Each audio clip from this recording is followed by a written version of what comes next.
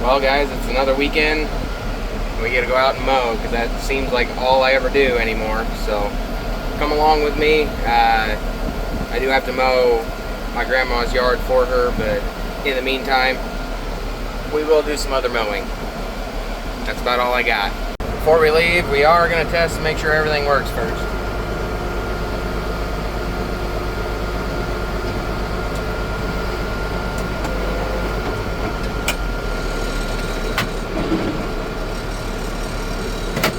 Good enough for me. So this Case 7110 is probably my favorite tractor of all time, but the only downside is they only go like 20 miles an hour, so maybe someday I'll be able to get a faster tractor. Until then, I'll just keep using what I got, keep it running, keep it nice, I guess. Just know, if I ever win the lottery, I won't ever tell anybody, but there will be signs. There will probably be a bunch of these boxcar Magnums sitting in my driveway. That's how you'll know. Well, made it over to my grandma's. We definitely got some grass to cut, so excuse me while I go cut some grass.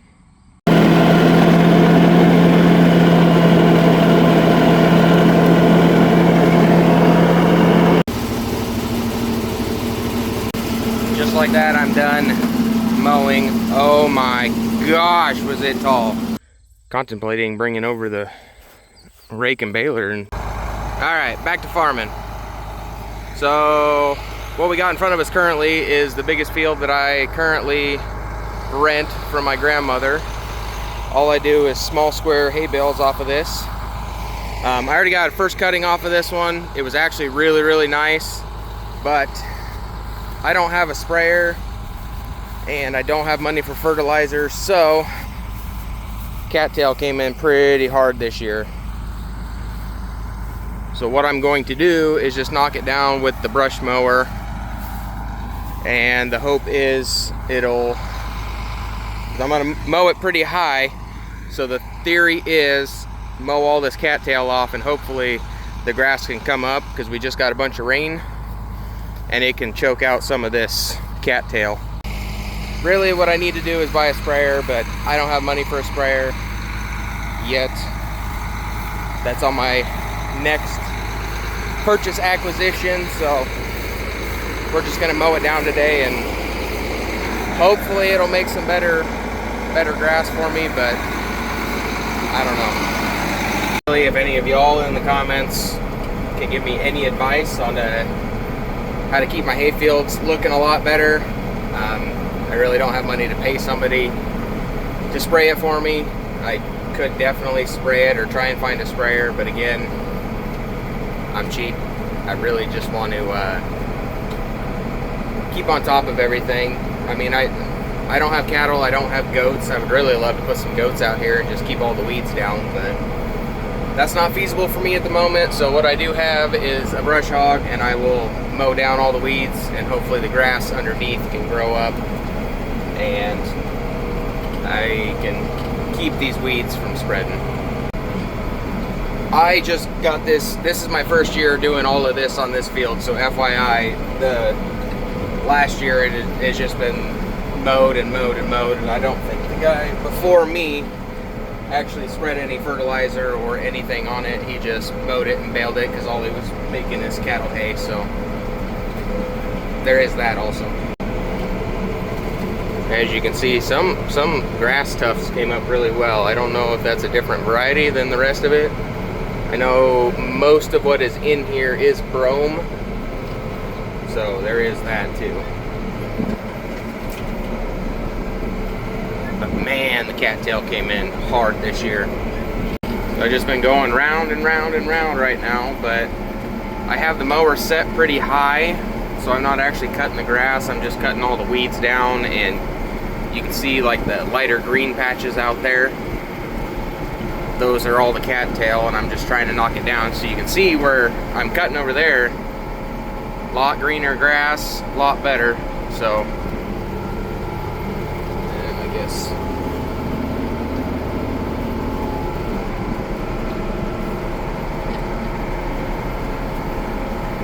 I will say what I have cut and what I have mowed has a lot better grass standing underneath. So hopefully knocking all the other weeds down and making it all one height, the grass can choke out the weeds. Again, that is just my theory. We'll see if it actually works. I will report back in, I don't know, a month or two. Let you guys know how everything went. And just so y'all know, I am not an expert in any of this.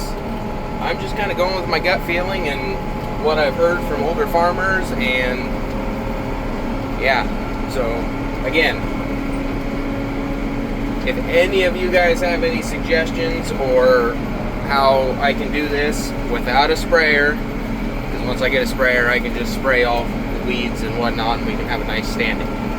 Plus, I think this field definitely needs overseeded this year, but I did not get a chance to do that this spring.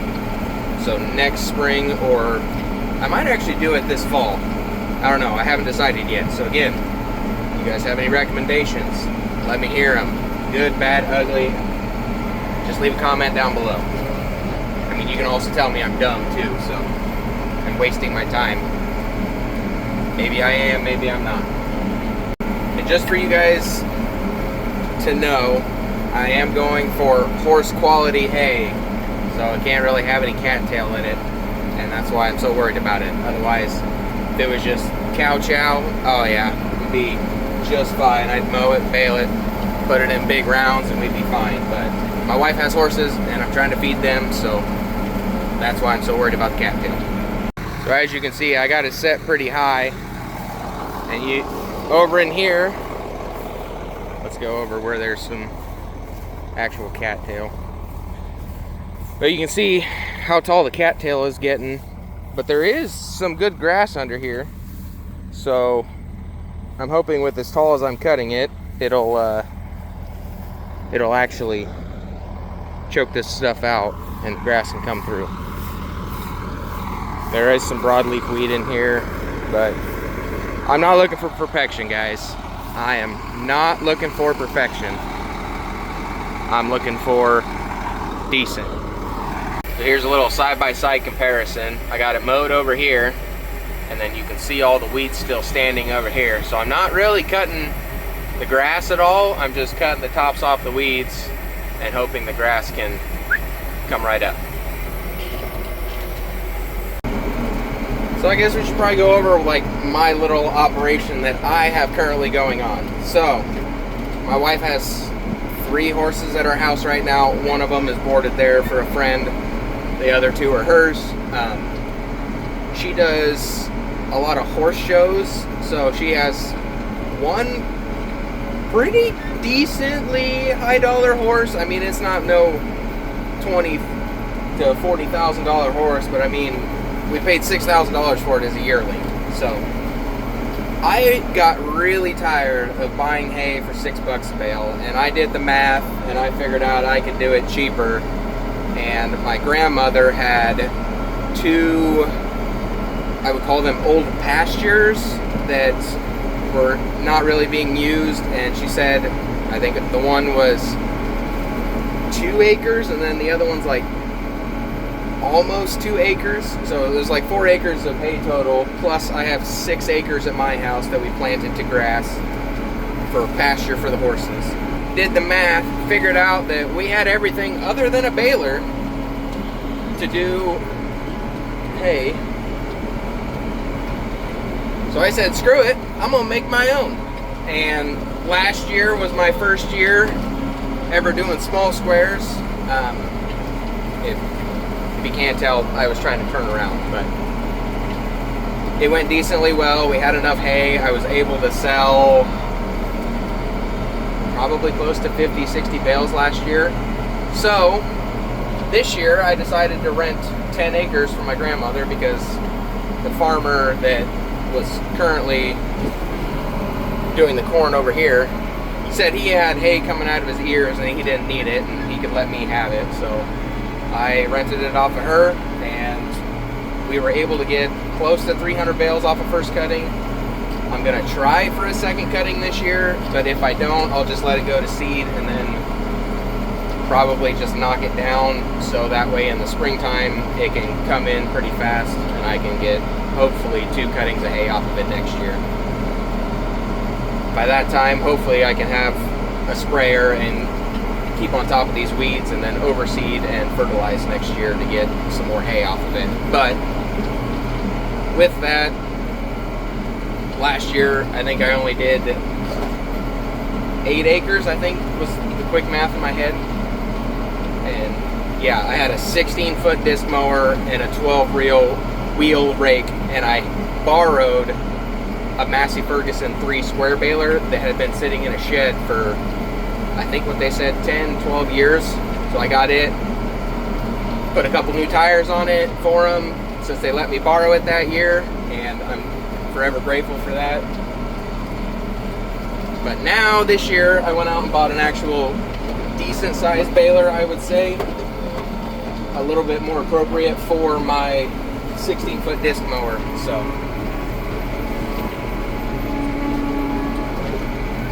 I will say right now, I am nowhere near an expert in making hay. Yes, I could go out and buy a sprayer, and I could go oodles amounts of debt right now just to make small squares, when in reality I only have 18 acres. I can't justify buying the grapple, buying the sprayer, buying the treatment tank for the bales that some of these guys do for their horse hay. As long as I have grass in the barn and she can feed grass hay to her horses all winter, and then we can turn them out on pasture in the spring, that's all I care about. So I don't have to go spend, I think last year that we actually bought hay, we spent $1,200 a hay. $1,200 in hay, when this year I've almost broke even with the amount of bales I've sold.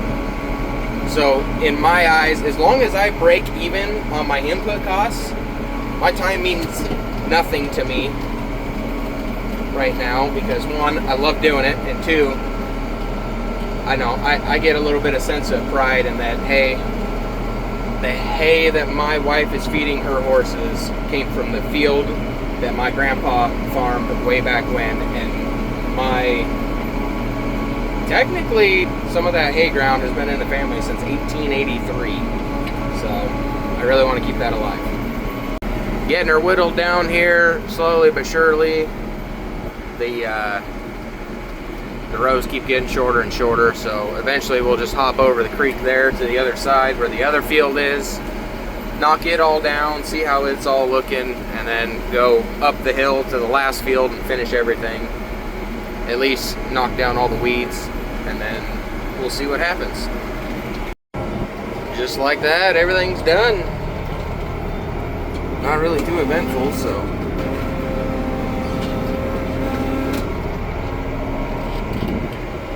on to the next field. Just like that, we're out on the road. So from over there to over here, and it's a lot worse than what I remember, so yeah, this field's getting pretty weedy this year, so we're going to knock some of this down and see what happens. So the reason that this ground is just pasture or hay ground is because right over there is the creek, and usually once about every 10 years it'll get out, but it's whenever it feels like it, and we get too much rain that spring. But so I don't put a whole lot of effort into these fields, just because if it does flood, I don't want to be out a whole bunch of money. But being grass, it should hold up to some flooding, but not a whole lot. One of my favorite things about these two fields is I get to go through a little tunnel. Oh, there's a deer. Get to go through my little tunnel to get from field to field, so I really need to trim these branches, but it'll work for now. And there is a sinkhole there, so watch out for that.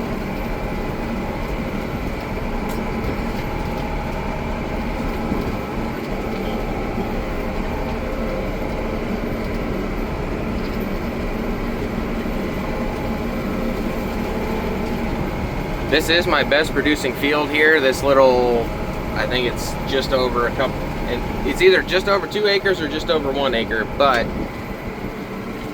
it grows really good grass in the springtime, but then like second cutting, it is just all weeds and foxtail and cattail. So, and as you can tell, the creek is right there, so it's something I'll always fight.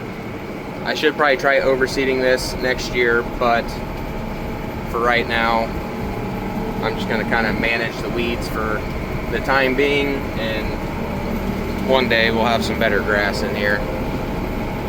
I mean, it grows some pretty good weeds though, and it will grow pretty good grass. You just gotta keep on top of it, and this year I just have not been able to. And we have dead trees all around over here, so you gotta watch out for those when you're mowing.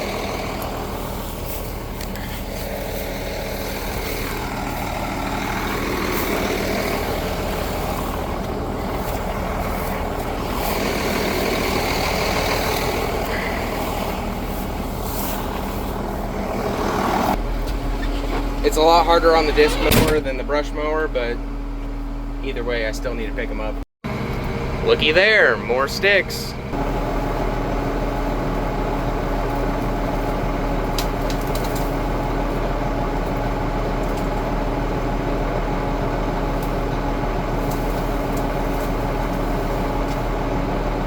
So glad I have somebody to go out and pick up those sticks for me. Not. I also really need to take out this tree right here because it's kind of annoying to go around because I can't get two full widths through there and I cannot get my rake through there, so that old girl needs to go. That's all a someday project, so it'll happen eventually. Not sure how well it comes up on camera, but there is some decent grass down in there. It just, the foxtail and the weeds just take over every year. Like I said, that tree has got to go.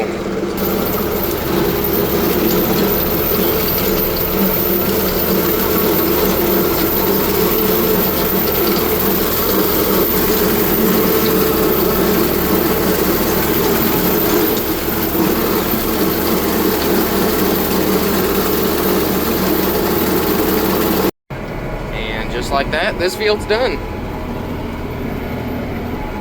I guess I got one little spot up there left, but I'll hit it on the way out.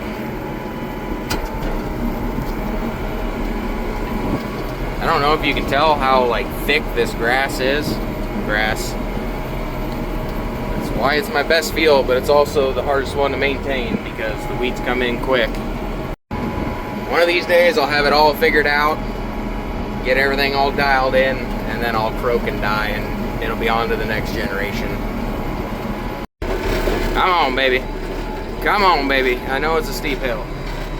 I got faith in you. Oh, yeah. Oh, yeah. We made it. I didn't even have to downshift. Score!